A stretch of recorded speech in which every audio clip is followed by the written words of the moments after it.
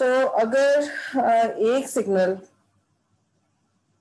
एक carrier frequency पे modulate हुआ है, दूसरा सिग्नल दूसरी कैरियर फ्रीक्वेंसी पे मॉड्यूलेट हुआ है, मॉड्यूलेशन के बाद एक ही चैनल पर दोनों अलग अलग होंगे क्योंकि दोनों के स्पेक्ट्रम्स अलग अलग फ्रीक्वेंसीज पे एग्जिस्ट कर रहे होंगे।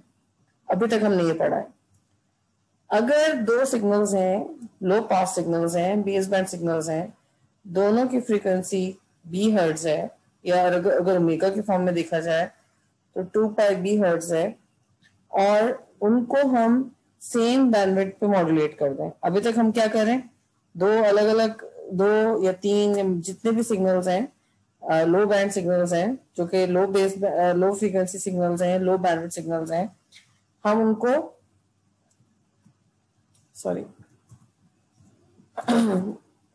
हम उनको अलग अलग फ्रीक्वेंसी में मॉड्यूलेट करते थे। लेकिन अभी हमने बैंड पास सिग्नल में ये किया है कि जीसीटी सिग्नल एक लो पास सिग्नल है और जीएसटी सिग्नल एक लो पास फिल्टर है, लो पास सिग्नल है।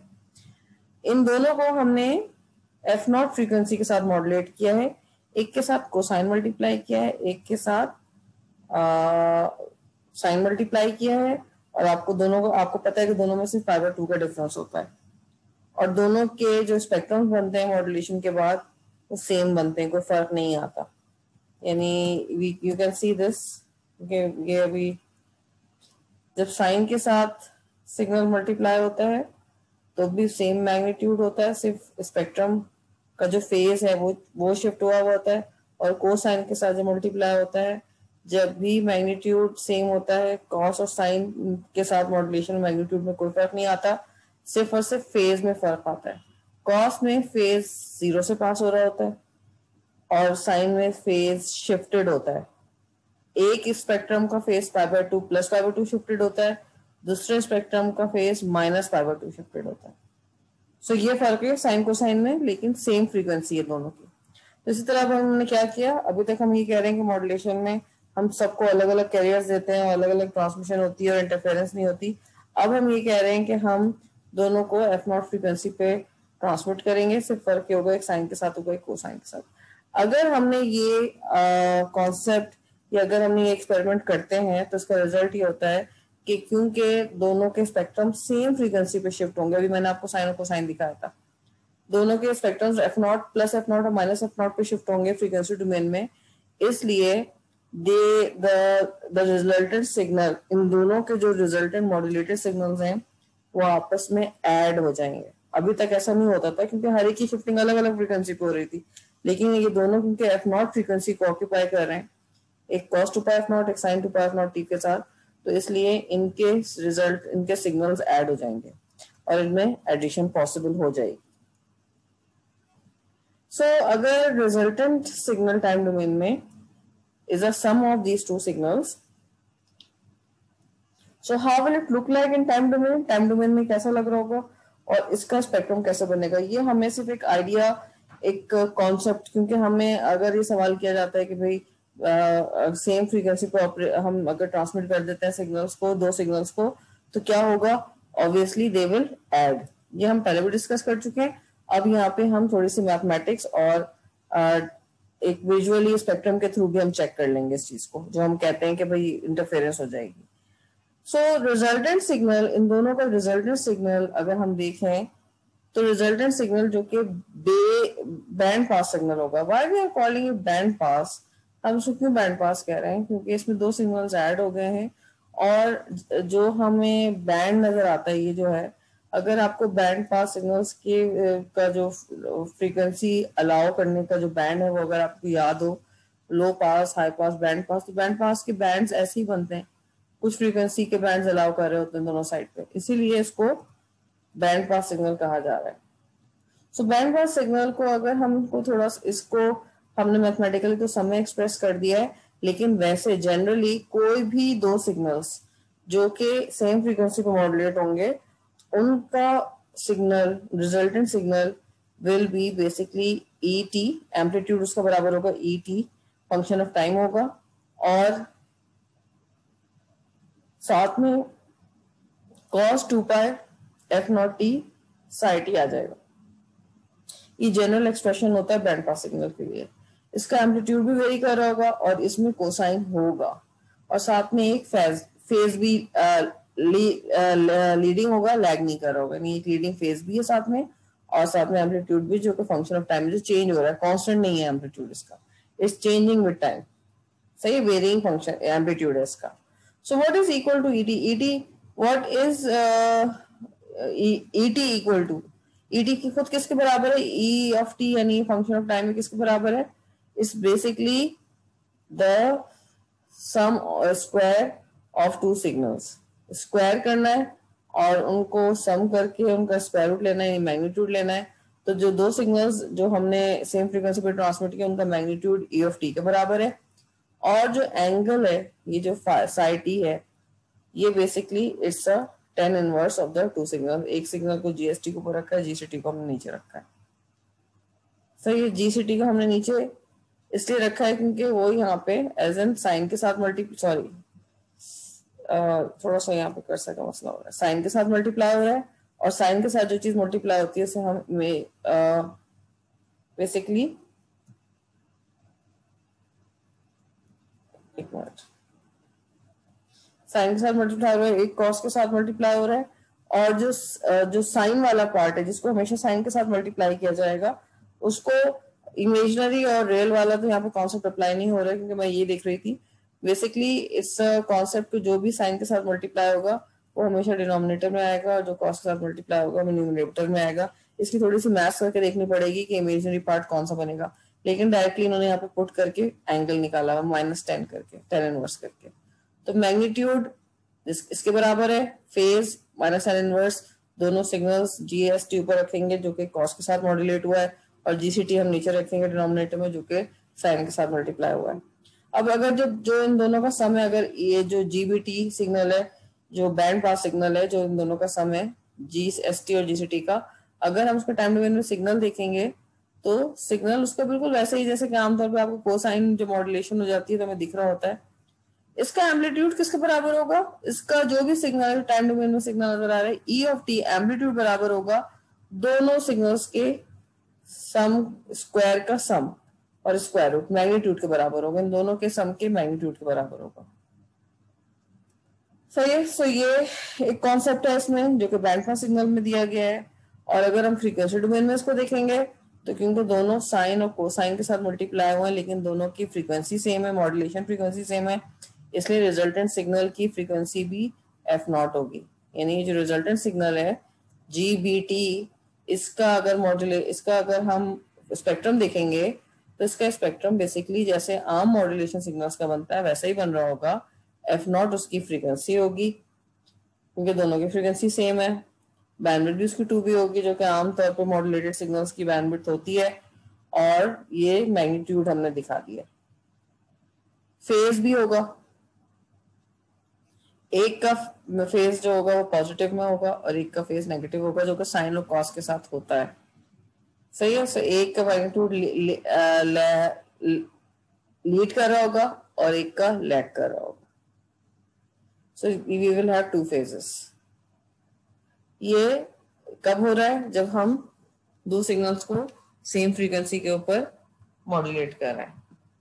और मैग्नीट्यूड में हमें उन दोनों का इसके एनवेलप में रिजल्टेंट सिग्नल के एनवेलप में इन दोनों का सम का मैग्नीट्यूड नजर आएगा, और इनका जो सिग्नल बन रहा है मैथमेटिकली जो सिग्नल रिजल्टेंट मैथमेटिकली बन रहा है उसमें जो फ्लाइटी फेज है वो बेसिकली 10 इनवर्स होगा इन दोनों सिग्नल्स का जीएसटी ओवर जीसीटी। ये पूरा एक्सपेरिमेंट किसके लिए किया गया है, लो पास सिग्नल्स के लिए किया गया। अब आमतौर पे हमने जितने भी सिग्नल्स देखे हैं उनका फोरियर ट्रांसफॉर्म हमेशा, जैसे आपने रेड फंक्शन देखा है, सिग्नल टाइम डोमेन में कंप्रेस होता है तो उसका स्पेक्ट्रम फ्रीक्वेंसी डोमेन में एक्सपैंड हो रहा होता है। जैसे रेड फंक्शन टाइम बाउंड होता है, टाइम बाउंड मतलब ये कि वो किसी एक पर्टिकुलर विड्थ में एग्जिस्ट करता है, बाकी सब टाइम जगह पे 0 होता है, लेकिन उसका फोरियर ट्रांसफॉर्म सिंक है, और sinc is an expanded signal जो कि -इन्फिनिटी टू इन्फिनिटी जिसकी ऑस्किलेशंस हमें कुछ ना कुछ मिल रही होती हैं। So expansion in one domain, compression in another domain and vice versa. अच्छा, अब हम इस स्लाइड में, जो स्लाइड आपके सामने खुली हुई है, इसमें एक प्रॉपर्टी ये कह लें इसको, या एक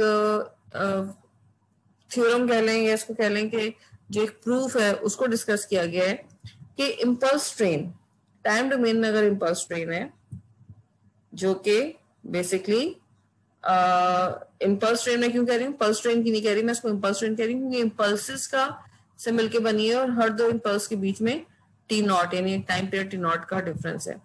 तो ये पीरियोडिक सिग्नल बन गया पल्स ट्रेन। और अगर पीरियोडिक सिग्नल बन गया तो उसको अगर हमें फ्रीक्वेंसी डोमेन में देखना है तो हमें फोरियर सीरीज चाहिए होगी, सही है। और टाइम डोमेन का सिग्नल किसके बराबर होगा, summation of D N E to the power J N 2π/f0t, जहां पे डी एन क्या है, फोरियर कोएफिशिएंट्स है। तो हर टाइम डोमेन का सिग्नल अपने फ्रीक्वेंसी फोरियर कोएफिशिएंट्स के जरिए एक्सपेंड किया जा सकता है।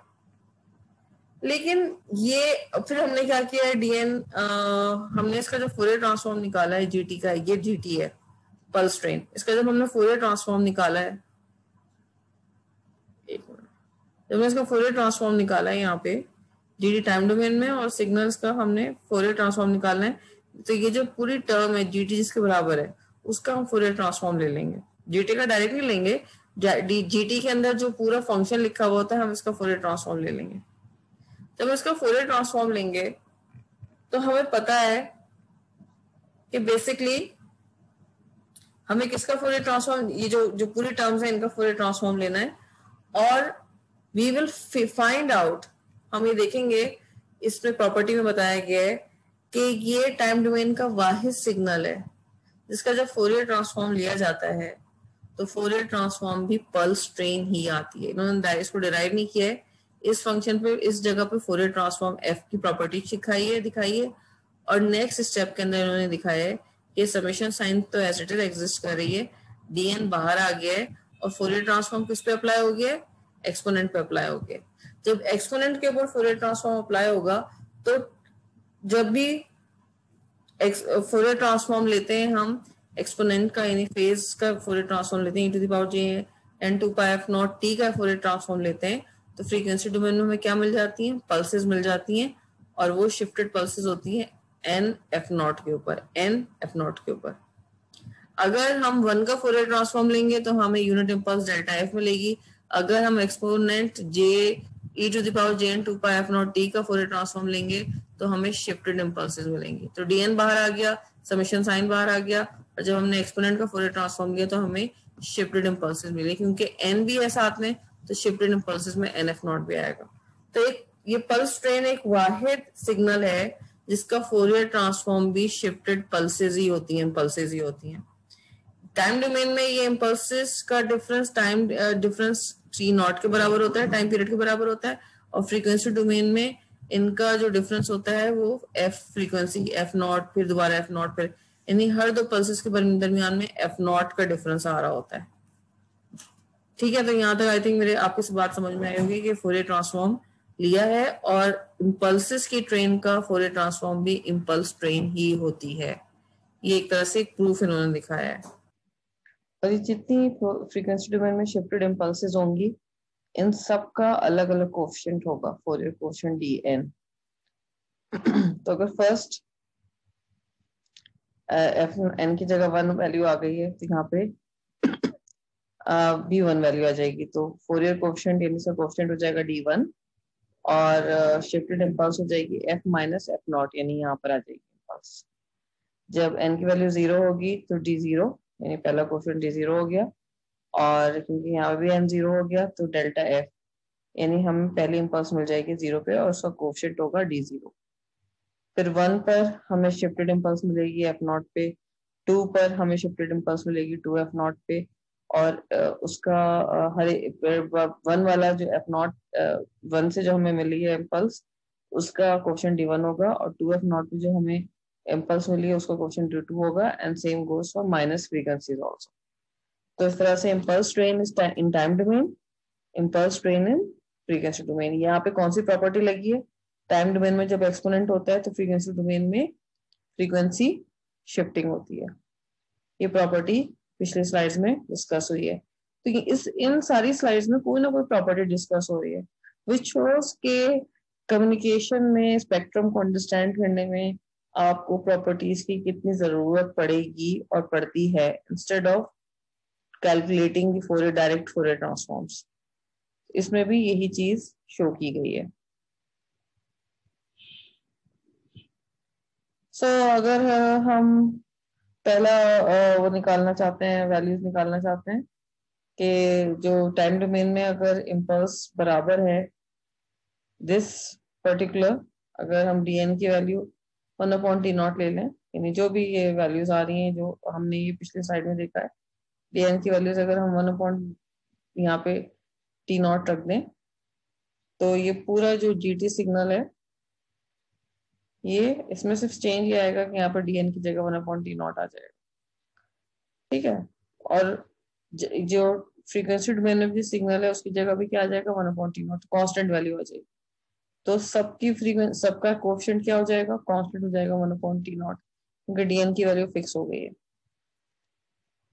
सो सारी शिफ्टेड इम्पल्सेस का एम्पलीट्यूड कितना होगा, t0। टाइम डोमेन में इम्पल्स ट्रेन मिलेगी, फ्रीक्वेंसी डोमेन में भी सम ऑफ इम्पल्स ट्रेन मिलेगी, और उन सबके कोएफिशिएंट बराबर होगा 1/t0। So spectrum of impulse train is an impulse train. Frequency domain में भी impulse train, time domain में भी impulse train. Convolution theorem, I think आपने ये फोरियर ट्रांसफॉर्म जब पढ़े होंगे तो आपने ये प्रॉपर्टी पढ़ी होगी कि टाइम डोमेन में अगर कॉन्वोल्यूशन होती है तो फ्रीक्वेंसी डोमेन में ट्रांसफॉर्म्स का प्रोडक्ट होता है। G1 का फोरियर ट्रांसफॉर्म G1f है, G2 का फोरियर ट्रांसफॉर्म G2f है।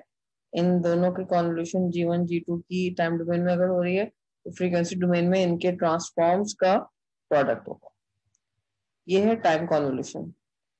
और दूसरी कॉन्वोल्यूशन थ्योरम का दूसरा पार्ट है फ्रीक्वेंसी कॉन्वोल्यूशन, जिसमें अगर फ्रीक्वेंसी डोमेन में कॉन्वोल्यूशन होगी तो टाइम डोमेन में प्रोडक्ट होगा। It's very simple. I think इसमें कोई इसमें कुछ सॉल्व करना, इसको सिर्फ प्रॉपर्टी को समझना है, याद रखना है, और अगर अवेलेबल है तो उसको अप्लाई करना पता होना चाहिए कि अप्लाई कैसे करना है।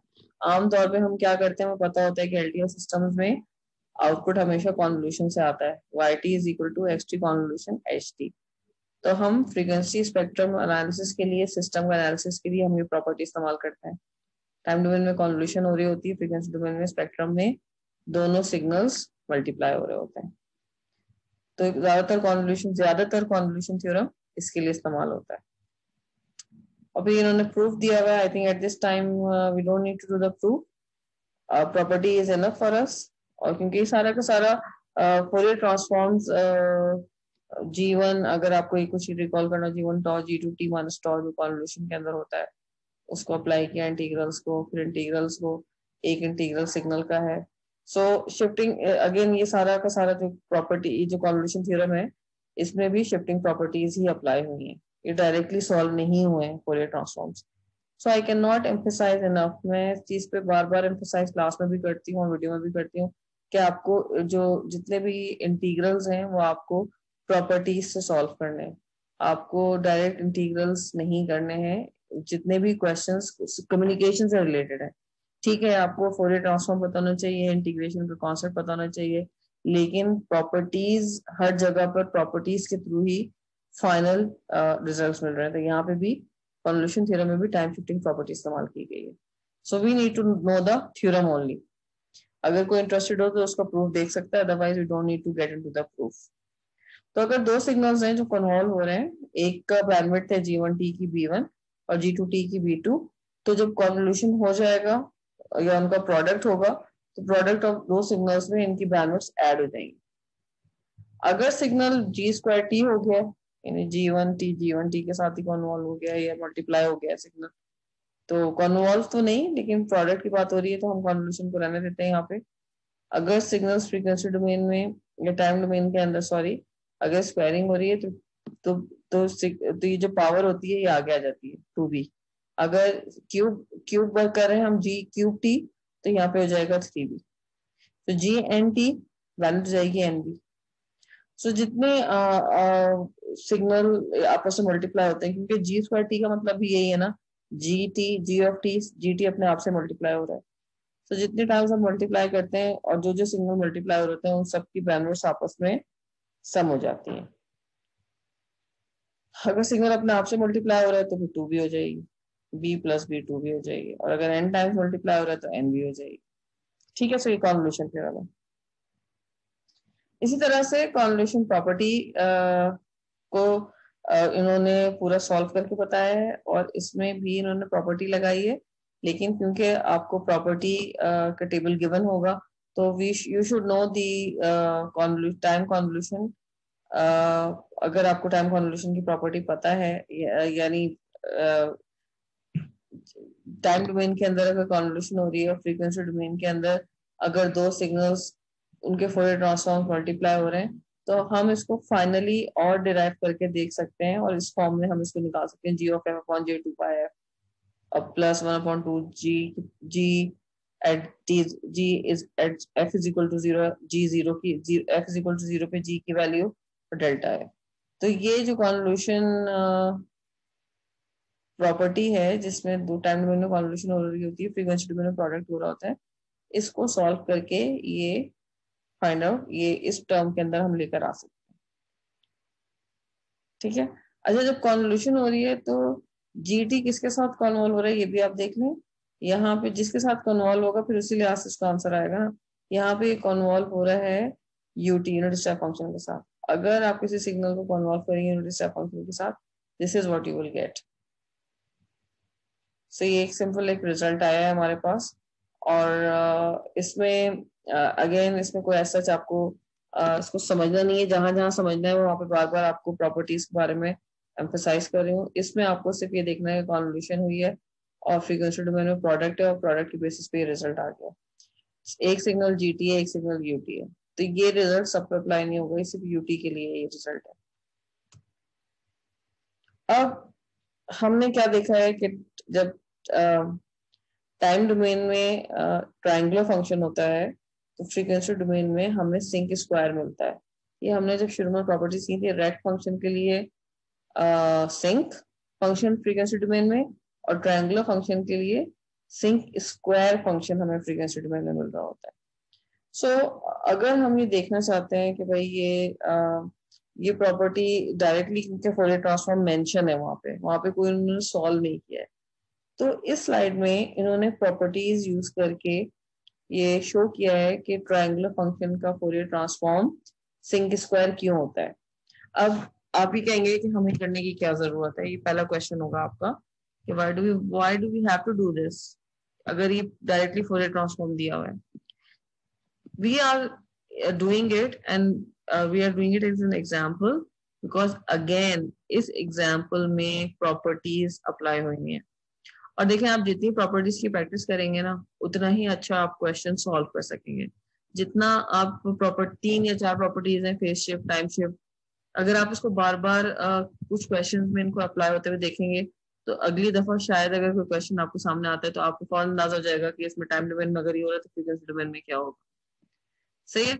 सो अब ये एक एग्जाम्पल है, इसमें इसके 4-5 स्टेप्स हैं, और ये एग्जाम्पल है शो करने के लिए। तो कुछ स्टूडेंट्स का ये भी क्वेश्चन होता है कि ये इतने लंबे लंबे क्वेश्चन हैं मैडम के पेपर में आ रहे हैं। No they are not coming, लेकिन इसके हर स्टेपिंग प्रॉपर्टी अप्लाई हुई है, और वो मेरा पर्पज ये है, या बुक का ऑथर का जो जिसने बुक लिखी है उसका पर्पज ये है कि आपको प्रॉपर्टीज की एप्लीकेशन समझ में आए। तो अगर मुझे सवाल देना है तो जरूरी नहीं कि मैं आपसे कहूंगी कि जी ये ट्रायंगुलर फंक्शन है, जरा इसको प्रूफ करके दिखाओ कि इसका सिंक स्क्वायर इसका फोरियर ट्रांसफॉर्म कैसा है। I can give you one step and I can ask you कि प्रॉपर्टीज के थ्रू मुझे बताओ कि नेक्स्ट स्टेप में क्या हो रहा होगा। सो बिकॉज ये एक लर्निंग प्रोसेस के तौर पे इस एग्जाम्पल को दिया गया कि आप समझे, तो आपको इसको रट्टा नहीं मारना कि ये डेरिवेशंस कैसे हुई हैं। जब डायरेक्टली सिंक स्क्वायर पता है तो ये स्टेप्स बीच में एप्लीकेशन बताइए कि शिफ्टिंग की प्रॉपर्टीज या जो नॉर्मल प्रॉपर्टीज हैं फोरियर ट्रांसफॉर्म्स की वो कैसे अप्लाई होती है। ठीक है, तो इन्होंने अगेन डायरेक्टली फोरियर इस ट्रायंगुलर फंक्शन का फोरियर ट्रांसफॉर्म नहीं लिया है। सिंक स्क्वायर का जो फोरियर ट्रांसफॉर्म आता है ट्रायंगुलर फंक्शन का, वो उन्होंने इंटीग्रेशन से नहीं निकाला है, कंप्यूट नहीं किया है, बल्कि प्रॉपर्टीज के थ्रू ट्रायंगुलर फंक्शन का फोरियर ट्रांसफॉर्म सिंक स्क्वायर निकाला है। And this is the beauty of this example. इसकी ये खूबसूरती है कि आप ये देखेंगे इतना बड़ा क्वेश्चन है, सिंक स्क्वायर का सवाल है और इसको इंटीग्रेशन के बगैर सॉल्व किया गया है, डायरेक्ट इंटीग्रेशन के बगैर, और उसको प्रॉपर्टी से सॉल्व कर लिया गया है। ऑब्वियसली वो प्रॉपर्टीज भी फुल ट्रांसफॉर्म से ही आएंगी है, लेकिन हम उन अगर प्रॉपर्टीज को इस्तेमाल करना सीख जाएं और 4 या 5 प्रॉपर्टीज आपको अच्छी तरह से समझ में आ जाएं और आप बैक एंड फोर्थ टाइम तो फ्रीक्वेंसी और टाइम डोमेन जा सकेंगे, तो आप उन प्रॉपर्टीज को अच्छी तरह अप्लाई भी कर सकेंगे। So I will request all of you कि ये अगर वीडियो आप देख रहे हैं और आपने इसमें कुछ प्रॉपर्टीज हमने पहले डिस्कस की, try to go through those properties. जितनी आपकी अच्छी प्रॉपर्टीज हो जाएंगी, प्रैक्टिस होगी, तो अगर सवाल में थोड़ा बहुत चेंज आ जाता है जो आपने किया वो होगा, उसमें अगर थोड़ा बहुत चेंज आता है तो स्टूडेंट्स कंफ्यूज हो जाते हैं, आप कंफ्यूज नहीं होंगे, आप प्रॉपर्टी आपको समझ में आ रही होगी कैसे अप्लाई होंगी। सबसे हमने इसमें कौन कौन सी सबसे पहले प्रॉपर्टीज में इसको जो सॉरी इसको जो प्रूफ किया गया है वो सिंक स्क्वायर की प्रॉपर्टी से प्रूफ किया गया है, सॉरी डबल डेरिवेटिव की प्रॉपर्टी से प्रूफ किया गया है। सो ये डिफरेंशियल प्रॉपर्टी इस्तेमाल की गई है, इसमें डेरिवेटिव प्रॉपर्टी इस्तेमाल की गई है। और सबसे पहले हमने क्या किया, टाइम डोमेन में हमें डेरिवेटिव्स लेने। जब हम ट्रायंगुलर फंक्शन का डेरिवेटिव लेंगे तो इसका डेरिवेटिव, क्योंकि एक लाइन है, इंक्रीजिंग लाइन है, इसका स्लोप निकालेंगे, इसका डेरिवेटिव से स्लोप के बराबर होगा। इसका स्लोप आएगा 2/τ, आप निकाल के देख सकते हैं, ठीक है। और इसका स्लोप हो जाएगा 2/τ के बराबर, तो इस लाइन का जो डेरिवेटिव है वो 2/τ आ जाएगा। सबसे पहले हमने gt का डेरिवेटिव लिया, dt/dt। ये एक डिक्रीजिंग लाइन है, इसका भी आप स्लोप निकालेंगे, डेरिवेटिव स्लोप के बराबर होता है, वो आएगा -2/τ के बराबर। तो फर्स्ट डेरिवेटिव, उसके बाद we will take the second derivative. अब देखें जो कांस्टेंट वैल्यूज होती हैं उनका डेरिवेटिव 0 आता है, तो ये जो कांस्टेंट डेरिवेटिव है उनका डेरिवेटिव 0 है, और जो वर्टिकल लाइन है उनका डेरिवेटिव इंफिनिटी होता है। तो क्योंकि इंक्रीजिंग वर्टिकल लाइन है, इसका डेरिवेटिव पॉजिटिव इंफिनिटी होगा, और जो डिक्रीजिंग वो लाइन है, वर्टिकल लाइन है, उसका डेरिवेटिव नेगेटिव में होगा। और अगेन फिर ये यहाँ से दोबारा पॉजिटिव हो गया, इसका डेरिवेटिव दोबारा पॉजिटिव इंफिनिटी होगा। तो जो स्लोप्स यानी जिसमें डेरिवेटिव स्लोप्स के बराबर होते हैं, तो जो पॉजिटिव इंफिनिटी और नेगेटिव इंफिनिटी का जो कॉन्सेप्ट है वो हम बेसिकली किस पे अप्लाई करते हैं, इम्पल्स पे, क्योंकि इम्पल्स भी इनफाइनाइटली लॉन्ग होती है, या उसकी हाइट भी इनफाइनाइट टुवर्ड्स इनफाइनाइट अप्रोच कर रही होती है, उसकी विड्थ 0 को अप्रोच कर रही होती है और उसकी हाइट इनफाइनाइट को अप्रोच इन्फिनिटी को अप्रोच कर रही होती है। तो यहाँ पर हम 3 इम्पल्सेस, डबल डेरिवेटिव में हम 3 इम्पल्सेस शो करेंगे, जिसका स्लोप पॉजिटिव इन्फिनिटी है, उसके अंदर पॉजिटिव इम्पल्स, इसका स्लोप नेगेटिव साइड पर जा रहा है, डिक्रीज हो रहा है, negative impulse and so on.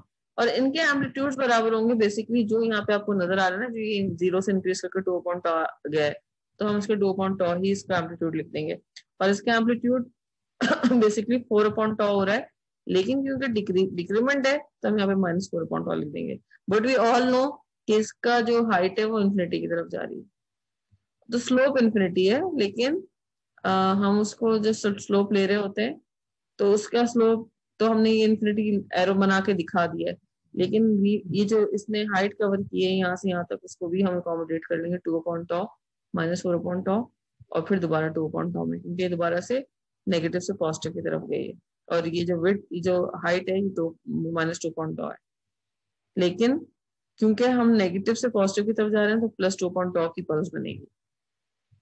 ये डबल डेरिवेटिव हो गया इसका। तो अब हमारे पास टाइम डोमेन में डबल डेरिवेटिव में हमारे पास क्या आई है, इम्पल्सेस आई हैं। एक इम्पल्स हुई है, एडवांस हुई है 2/τ पे शिफ्ट होके, और उसका एम्पलीट्यूड है 2/τ। एक इम्पल्स है 0 पे, लेकिन उसका एम्पलीट्यूड है -4/τ। तो 2/τ अगर बाहर निकालिए तो अंदर 2 आ जाएगा, ताकि उसका एम्पलीट्यूड -4/τ आ रहा है। फिर एक इम्पल्स से शिफ्ट होके -τ/2 पे पहुंची हुई है, सही है। 2/τ नहीं है, सॉरी, -τ/2 है, यहाँ पे -τ/2 पे शिफ्ट हुई है, और ये तो इसलिए यहाँ पे प्लस आएगा क्योंकि लीड कर रही है, और क्योंकि डिले हो रही है तो यहाँ पे -τ/2 आएगा। तो ये तो हो गया टाइम में हमारे पास डबल डेरिवेटिव्स आ गए इसके। अब जब हम इसका फोरियर ट्रांसफॉर्म लेते हैं तो डबल डेरिवेटिव जो अकॉर्डिंग टू द प्रॉपर्टी कहलाता है, I will show you this property. जब भी आप किसी टाइम में डिफरेंशिएट करेंगे, फर्स्ट ऑर्डर डेरिवेटिव है, तो यहाँ पे इसका फोरियर ट्रांसफॉर्म आएगा J2πf⁴ अगर जो भी ऑर्डर होगा डेरिवेटिव का, एन जी ऑफ है। अगर डबल ऑर्डर डेरिवेटिव है, सेकंड ऑर्डर डेरिवेटिव है डी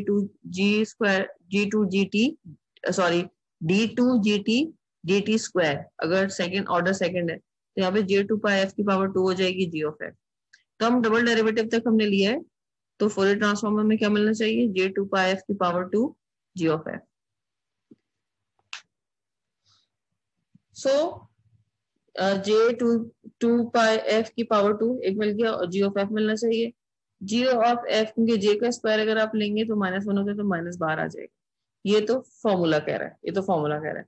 अब आपको ये इस डबल डेरिवेटिव में जो भी आपको सिग्नल मिल रहा है, इसका आपको Fourier transform, basically you have to take the Fourier transform. So Fourier transform जब हम ले रहे हैं तो ये जो 2/τ है ये एज इट इज है यहाँ पर, और ये जो क्योंकि टाइम डोमेन में अगर डिले है तो फ्रीक्वेंसी डोमेन में क्या है, फेज शिफ्ट। तो डेल्टा में, अगर डेल्टा के अंदर का टाइम डोमेन में यानी यूनिट इंपल्स में अगर डिले आता है तो वो डायरेक्टली फेज शिफ्ट के तौर पे अप्लाई होगा, क्योंकि इसका डेल्टा टी का अपना फोरियर ट्रांसफॉर्म तो 1 है। तो जब टाइम डिले की प्रॉपर्टी लगाते हैं हम टाइम डोमेन में और फ्रीक्वेंसी डोमेन में, जब फेज शिफ्ट में कन्वर्ट करते हैं तो साथ में जो भी सिग्नल gt होता है इसका g ऑफ f भी साथ लिखते हैं। लेकिन डेल्टा टी का फोरियर ट्रांसफॉर्म अपना 1 है, इसलिए इसके आगे 1 लिखा हुआ है, और जो डिले है उसको हम एज अ फेज शिफ्ट दिखाते हैं। तो यहाँ पे सिर्फ फेज शिफ्ट ही आएगा, क्योंकि डेल्टा टी का अपना फोरियर ट्रांसफॉर्म 1 होता है, तो 1 यहाँ पे शो नहीं हुआ है। इसी तरह से -2, क्योंकि डेल्टा टी का फोरियर ट्रांसफॉर्म 1 हो गया। फिर -τ/2 का डिले अगर आ रहा है तो उसका फेज शिफ्ट आएगा e⁻ -j πf τ, क्योंकि 2 और यहाँ पे जो τ/2 है वो 2 आपस में कैंसिल हो रहे हैं, तो इसलिए यहाँ से 2 खत्म हो गया। सही है, तो ये आ गया फोरियर ट्रांसफॉर्म डबल डेरिवेटिव का। इसको अगर हम रीअरेंज कर लें टर्म्स को तो ये cos πf τ बन जाएगा, -1 4/τ बाहर आ जाएगा। और अगर हम इसको cos θ -1 इसको देख लें स्क्वायर के फॉर्मूले में, तो ये sin स्क्वायर πf τ/2 बन जाएगा। और ये 2 भी इसके अंदर 2 भी आ रहा होगा, 2 sin स्क्वायर थीटा बन जा होगा, ये 2 स्क्वायर θ/2 हो जाएगा, हाफ एंगल फॉर्मूला। सो इसको टर्म्स को रीअरेंज किया है।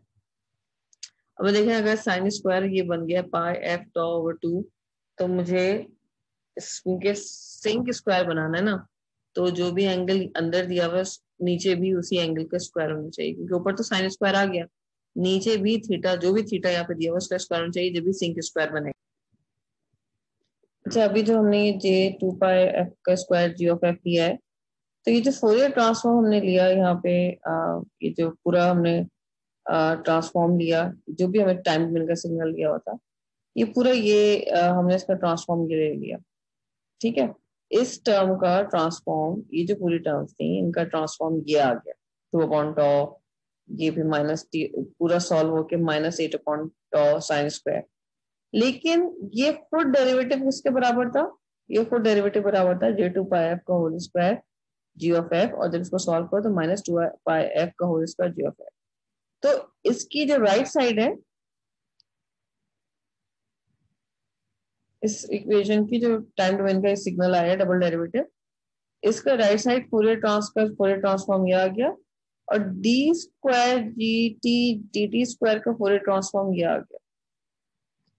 ठीक है, तो हमने जब इसको सॉल्व किया तो फाइनली हम इस पॉइंट पे पहुंचे। तो इट मींस राइट साइड पे j2πf square g of f है, और लेफ्ट साइड पे j2πf का whole square g of f है, और राइट साइड पे -8/τ sin स्क्वायर πf τ/2 आ रहा है।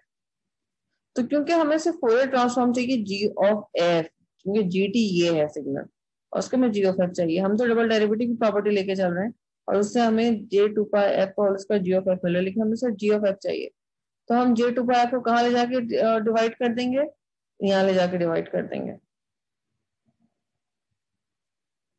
सही है, तो जब ये जाके यहाँ पे डिवाइड होगा तो आपको नेक्स्ट स्लाइड में आप देखेंगे कि आपको यहाँ पे 2πf स्क्वायर की टर्म में नजर आएगी, और माइनस साइन भी था, लेकिन क्योंकि साइन स्क्वायर का अपना माइनस भी था, और जब आप यहाँ से जे स्क्वायर नीचे लेके जाएंगे तो इसका भी माइनस आ जाएगा, माइनस माइनस आपस में कैंसिल हो जाएंगे।